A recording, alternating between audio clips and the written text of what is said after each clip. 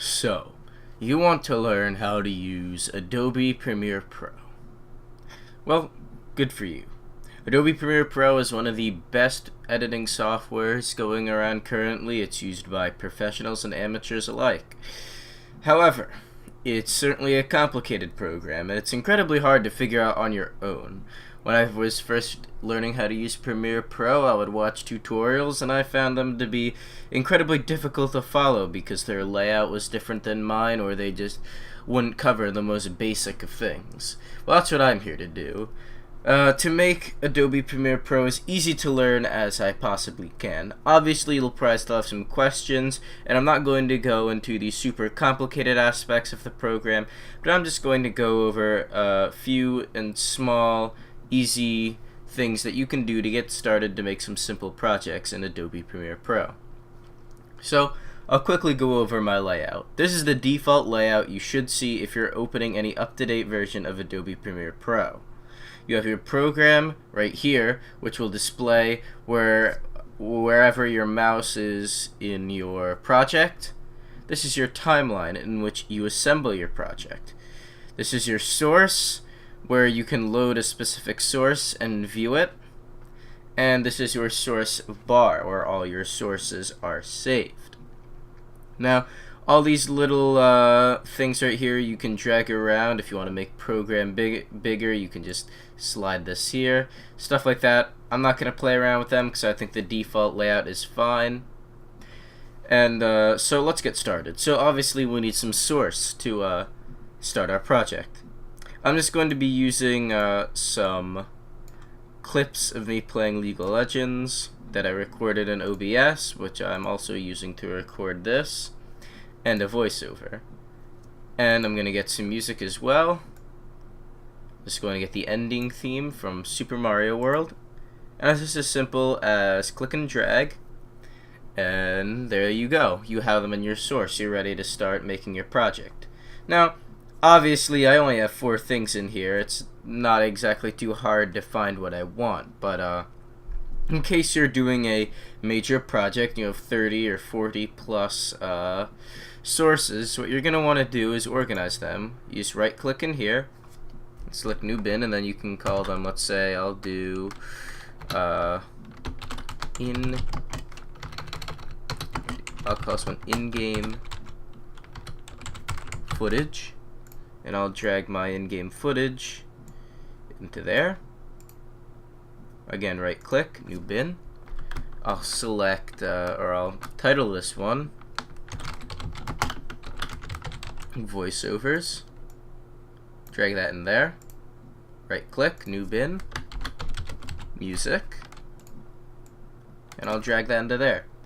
Like I said, this isn't really necessary for this project, but it's good that you know it, because if you're doing a large project, like take for example my Bard video I uploaded a few weeks ago, that had at least 50 sources, so it's nice to have this organization that I can put in. But let's get started. So first thing I'm gonna do is go into in-game footage. It'll open up this little window where you can see what you have, and you can scrub through with your mouse to see what type of stuff you want. So what I'm gonna do is I'm gonna double click on this, and then I'll close this window. Now this will open up here in your source preview, and you can use this to drag around and look through your preview. Now obviously I don't want this in there. I don't want this beginning stuff where I started the OBS recording in my project. So I'm just gonna go right around to the point where the game first starts. You can use the arrow keys on your keyboard to go through like on a per second basis. I'm just gonna drag this right to, that should be good. And what I'm gonna do is hit I. That will create an endpoint. I'm basically selecting how much of the footage I want to put into my timeline. Now I'm not doing this anything specifically, but I'll just let's say I want to have this until like I get into this bush. or yeah, I'll do it like right here, right after I shoot my cue. I'll put it right there, and I'll hit O for out point. And now I have this selected.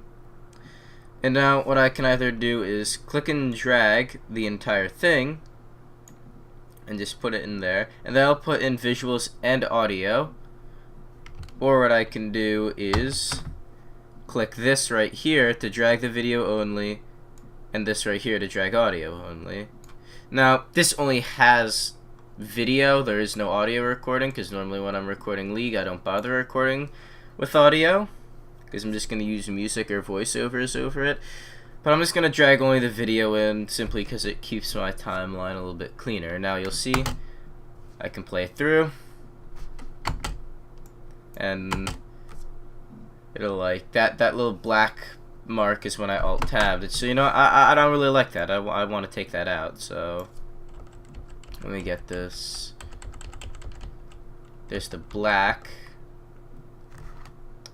So I want it to be around here. And then what I can do is, while I'm hovering over the timeline, use the plus and minus keys to zoom in and out. And I can zoom in, trim that out by simply just left clicking and dragging, putting it back, and I'll just zoom out with minus. And now, let me just watch that. I'm gonna cut out just a little bit more. So I'll zoom in, cut out a little bit. Come on, go back. Sometimes the application is just stupid. Come on. There we go. Now you'll see when I play through. Now it looks a lot better. You don't have that black at the beginning. This still doesn't seem dragged all the way to the beginning. I don't know why it won't do this. Whatever. Now see, I'll have the red buffs and the bush, and I'll fire my cue, and you'll see that's how much I selected here. Now let's say I want to speed this up. Right click, and this is immediately incredibly complicated. So many options, but you just want to look for speed and duration, which is speed and duration, which is located around the middle, and you can put it in reverse. You can increase the speed. I'm just gonna put this at about 200% speed. Yeah, it's not all the way to the beginning. Now you'll see, now it's a lot quicker. So that's how you adjust video speed. So now let's say I want to put in some music. So I'll go in, click my music bin, double click this, and now it's open up here. And now what I can do is I can play this through, and I can sample it and whatnot. However, you know, this could be very loud, so you want to make sure your headphone volume isn't too high. What I always like to do is just open my volume mixer, and I'm gonna just lower this volume down to like 11.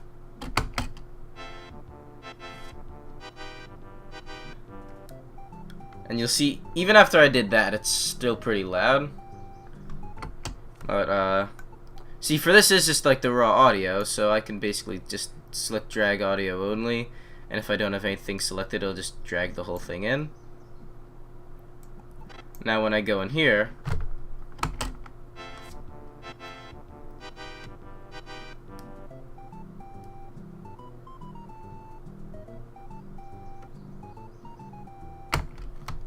it's playing the music. Now this is a bit too loud for me coming in my headphones. However, what I want to draw your attention to is this bar right over here. This is your audio balancing bar. It's going to show you this, like how much audio is coming out of the left ear and the right ear. And why this sounds loud to me, if I play it through, this is actually the perfect volume I want. So I really don't want to touch it too much. It's staying in the green, it's not peaking up here in the red, and it's just barely getting into the yellow. And that's like the perfect amount of like audio loudness that you want, if loudness is even a word. So now let's say I want to put another clip in there. So I'll open up in-game footage. I'll select my next one, which is a video of me playing LeBlanc. And I believe, let me try and find the part. Yeah, it's right around here. Put my in point. I'll just, it's going through. I believe it's right around here, or was it farther back? No, it's right around here. So I'm coming up. I thought, where's this part in the video that I'm looking for? It should be right around here.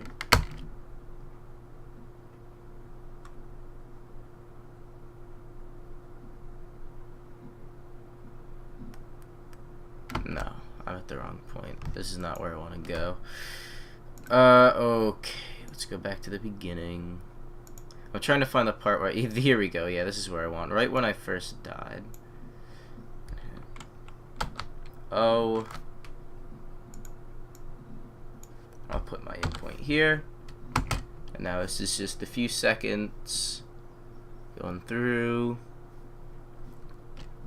It's a bit longer than I want it to be, so I can also just hover over my endpoint and just drag it in a little bit. So now right around here, and then Syndra is just gonna kill me,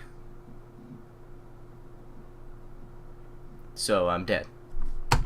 And let's say I want that footage. I'm gonna do drag video only because I don't need the audio, and I'll just put this in here. Now granted, look at this.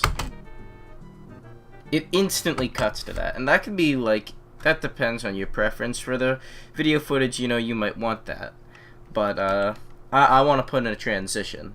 So I'm just gonna do Command D, which is the default transition. Now, if the footage is touching, it's not gonna put a transition in. If I do it now and click this one, hit Control D, they both have a transition on. They're both cross dissolve. Is the default, which is pretty much fine for any project you're gonna be doing. And you'll see if I play it through now, it's more like a fade to black. And if I drag it up onto video 2 and drag it slightly over here, you'll see that when it comes, that's a nice little transition where it can fade. Again, this is a lot of personal preference when it comes to you. I never did go over this. There are 3 video things and 3 audio things. The best way to describe these is that, think of it like, if I drag this, video 2 is going to take priority over video 1. Whatever video is above the other one is what's going to play. So even though there's Yasuo footage under here, it's playing the LeBlanc. And you can have more than just 3. You can have a lot more footage, and the audio is the same way. But so let's say, see, this is a whole lot of like blank and nothing. Let's say I want to finally put in my voiceover. Go into my voiceover, come here, and my voiceover is I believe, I believe it's just me saying like I'm the best LeBlanc player in the world. So if I go right here, right to the part where I died, I can select drag audio only. And I want to pair this up like at the perfect point. Oh great, it didn't record any audio. That's perfect. I guess my OBS just got like screwed up. I didn't get any audio that time. But if this actually did record audio, I could click here, put it there, and then it will say like something like, I'm the best LeBlanc player in the world.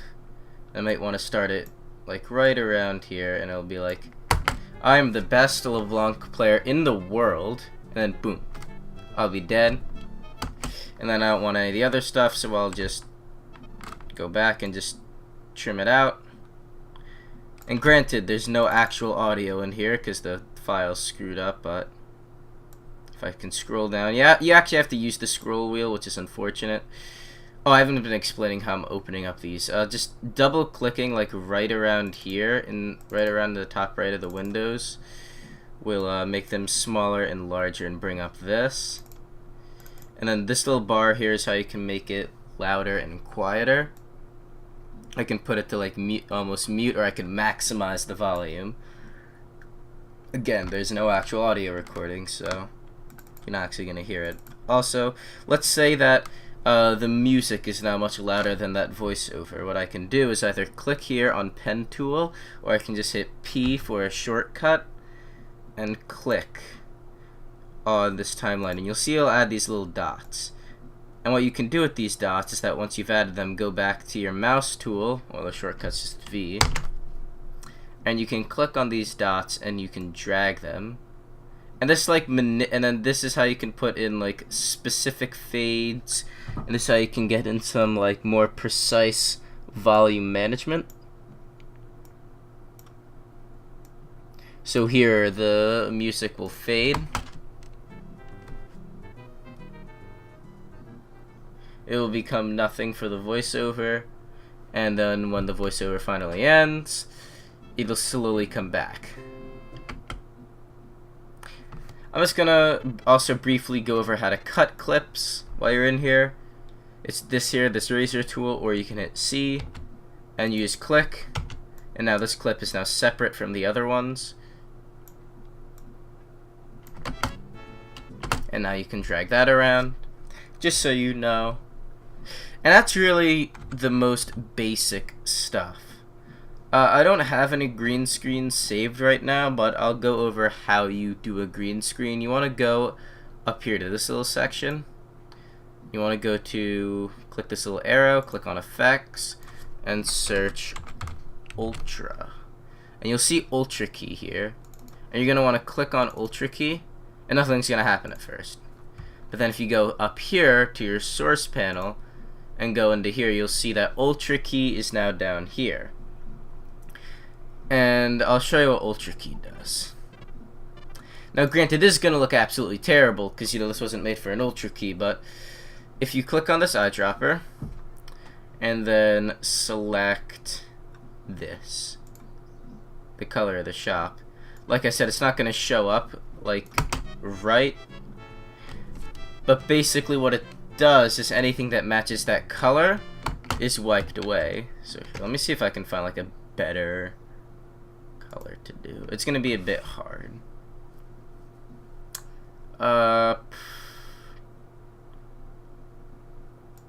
Let's do that, and now you'll see how it's a bit hard to display with something that's not made for a green screen.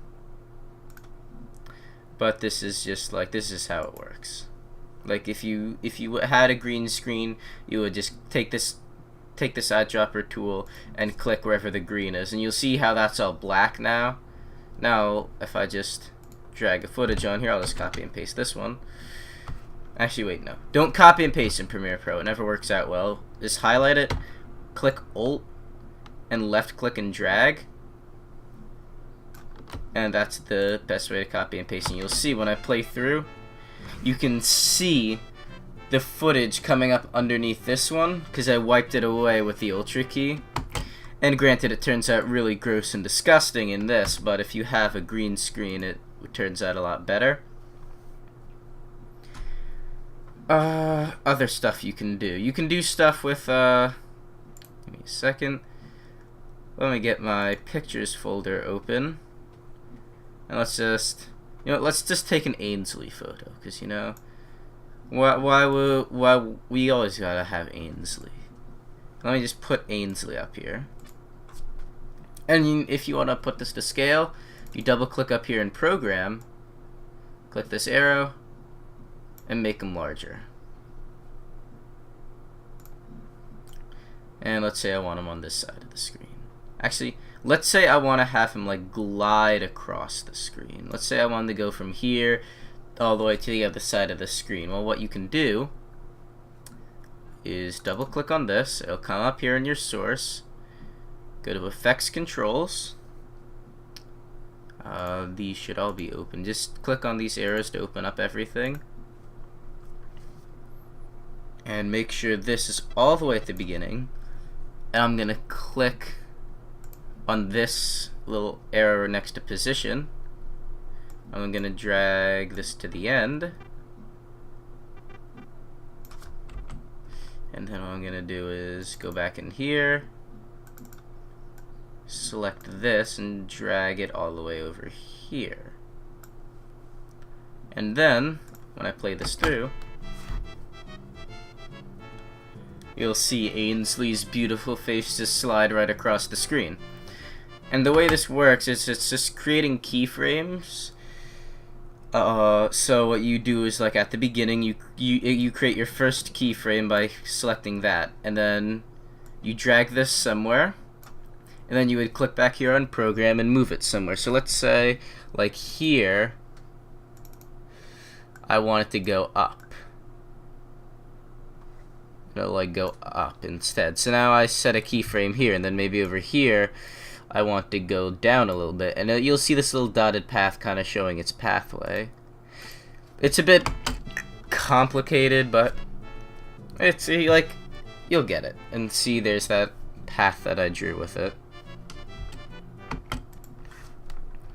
Also, real quick, I noticed that this audio is going to be playing every time. Let's say I don't want this audio to be playing when I'm working with my clips. I can click mute track, and it won't be playing. Or I can click solo, and now you'll only hear this. Granted, that's the only audio there to begin with, but if you click that S, then you're only going to hear audio from that specific line. And now also, I'll just keep using the same Ainsley picture. Why not? Come in here. Let's say I want to have him like zoom in. So all the way, I'm gonna drag my thing to the beginning, put him very small, and I'm gonna go to the clock next to scale, and I'm gonna turn that on. Then I'm gonna drag my little arrow here all the way to the end, come back here, and I'm gonna make him like huge. And you'll see right here when this plays through,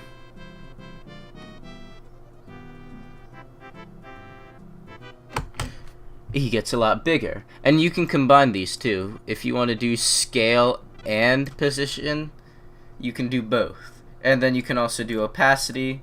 If you don't know what opacity is, it's like if you want to make it like clear.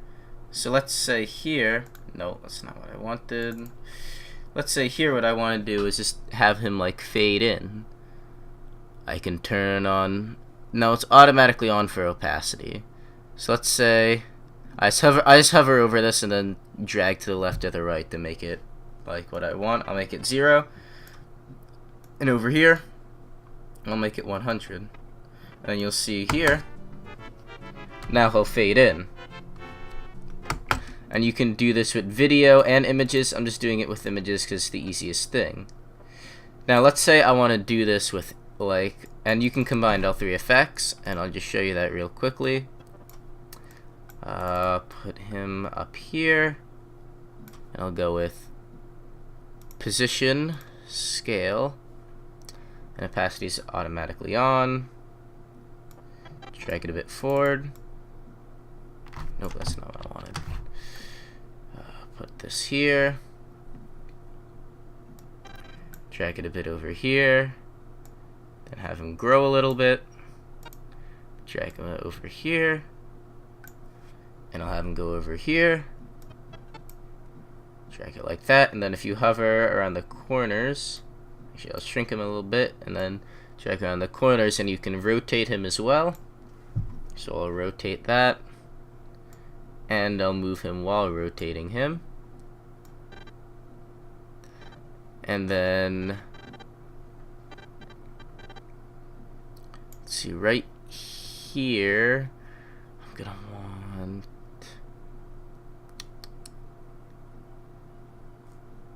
like right here, and I'll also have him like, I won't have him fade to 0, but I'll have him fade to like 30. And then let's say I want another Ainsley picture, which I'll just place in the next one. and I'll have, oops, that's not what I wanted. No, I want this one here, and I'll have this one come up, and I'll turn on position and opacity, and then, whoops, that's not what I wanted. If you make a mistake, you just click your little keyframe and drag it to the beginning. I want to start him at 0 opacity, and then what I want is drag him up here, and at the end I'll give him 100% opacity. And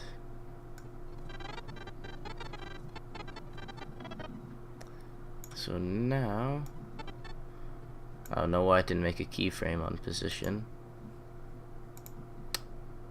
So now what I gotta do is just all the way to the beginning, position,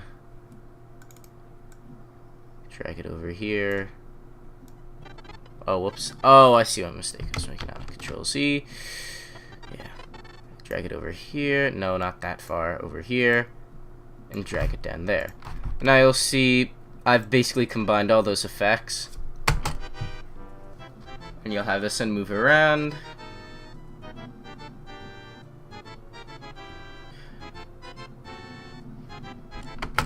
And you'll see what I forgot to do there is on this one, when I rotated it, I forgot to turn on where is it? Come on, work. I forgot to turn on rotation. I forgot to turn that on, so that's my fault, obviously, but that's how you do, like, that's how you move stuff around and whatnot. And so that's about it for the absolute basics of Premiere Pro. I might do some follow-up tutorials on some more complicated things. But really, this alone is really what you need to make some amazing stuff. If you see like really complicated projects with really cool special effects, those probably weren't made in Premiere Pro. They were most likely made in Adobe After Effects and then put into Premiere Pro. And I'm sorry, but I have no idea how to use After Effects. Every time I use After Effects, I just download a template and edit it, because Adobe After Effects is by far like one of the most complicated pieces of software, because you're creating special effects and it's just so difficult, and I really don't understand how people do it. But that's the basics of Premiere Pro, and that's like how you would do it. So last thing I'll just do is I'll drag all these together.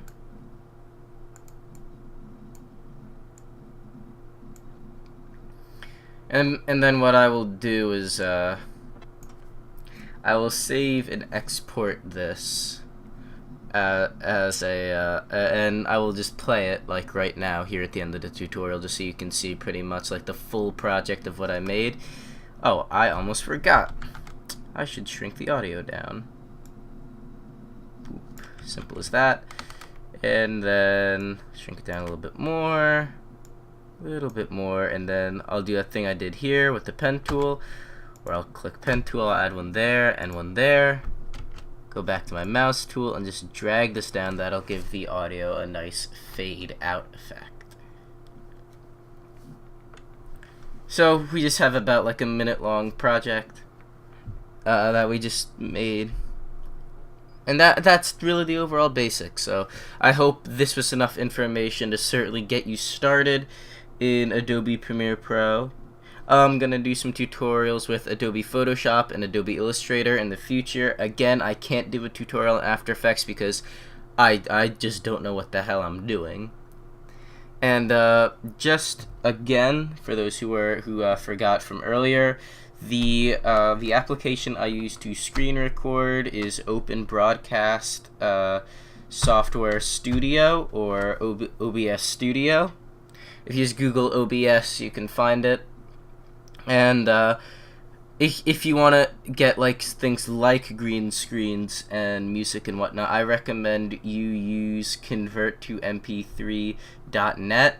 I'll put a link to it in the description. It's a nice way where you can download YouTube videos in the form of MP3 and MP4, and I use them a lot in my projects. I use them a ton in my Bard project. I use them in my Shinzao project. I've used them in pretty much everything, so it's a nice way to get the music, the green screens, and some other stuff you might need for your Premiere Pro projects. And that's about it. If there were some complicated stuff, leave me a comment, and I might make a follow-up video to this answering some of the questions, because I know I'm not the best at tutorials, and certainly things like this section where I was having the Ainsley pictures move across the screen and fade and rotate and whatnot might have been a little bit complicated.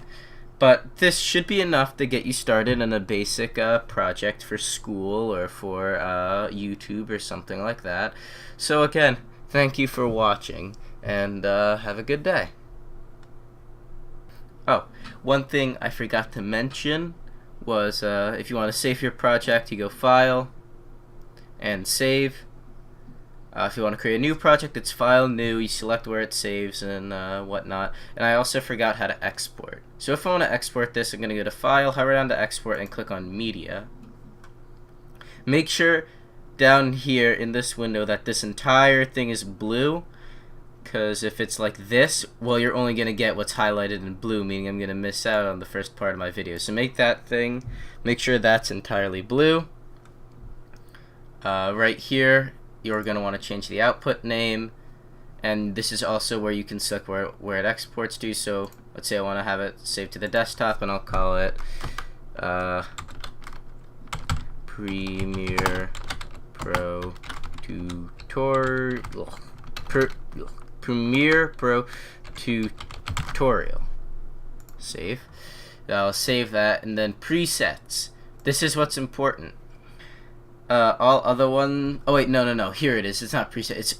It's format. I'm stupid. All right, it's up in format. Click on format, and you want to go down to this is H.264, and that's the format you want. Because anything else you saw is gonna save as a .avi, and now it's saving as a .mp4. .mp4, for those who don't know, is the universal format for video projects. If you save it as a .mov or .avi, it might not work on all platforms, and you might not be able to have it upload or play on certain computers. So you always want to use the H.264 format when you're exporting to get it as a MP4. And then I always click use maximum render quality. You're really not going to notice a difference, but I always do it anyway. And then after that, you can just click queue. If you're doing multiple things, it'll add it to the queue, or you can click export to export it immediately. I'm not going to export this now because I still need to drag, this part where I'm talking and put that in there. So I'm not going to export it now, but that's how you would export your video once it's done.